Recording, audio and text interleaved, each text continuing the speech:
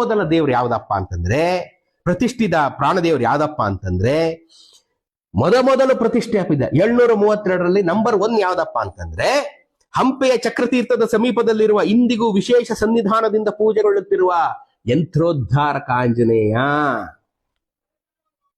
ಗೊತ್ತಲ್ರಿ? ಯಂತ್ರೋದ್ಧಾರಕ ಆಂಜನೇಯನೇ ವ್ಯಾಸರಾಯರು ಪ್ರತಿಷ್ಠಾಪಿಸಿದ ಮೊದಲ ಆಂಜನೇಯ. ಅದು ಹೇಗಪ್ಪ ಅಲ್ಲಿ ಸ್ಥಾಪನೆ ಮಾಡಿದ್ರು ಅನ್ನೋದಕ್ಕೆ ಇನ್ನೊಂದು ಕಥೆ ಇದೆ. ವ್ಯಾಸರಾಜರು ವಿಜಯನಗರದಲ್ಲಿ ಇದ್ದ ಕಾಲದಲ್ಲಿ, ವಿಜಯನಗರದಲ್ಲಿ ರಾಜಗುರು ಆಗಿದ್ದಲ್ಲಪ್ಪ, ಆ ಕಾಲದಲ್ಲಿ ಪ್ರತಿದಿನವೂ ಚಕ್ರತೀರ್ಥದ ಬಳಿ ಇರುವ ಪ್ರಶಾಂತವಾದ ಒಂದು ಬಂಡೆ ಮೇಲೆ ಕೂತ್ಕೋತಾ ಇದ್ರು. ಅವರು ಒಂದ್ಸಲ ಈಗ ಧ್ಯಾನಕ್ಕೆ ಕುಳಿತಾಗ ಮಧ್ವಾಚಾರ್ಯರು ಆಂಜನೇಯನ ರೂಪದಲ್ಲಿ ಕಾಣಿಸ್ಕೊಂಡು ತನ್ನ ಮೂರ್ತಿ ಪ್ರತಿಷ್ಠಾಪನೆ ಮಾಡು ಅಂತ ಹೇಳ್ದಂಗಾಯ್ತಂತೆ.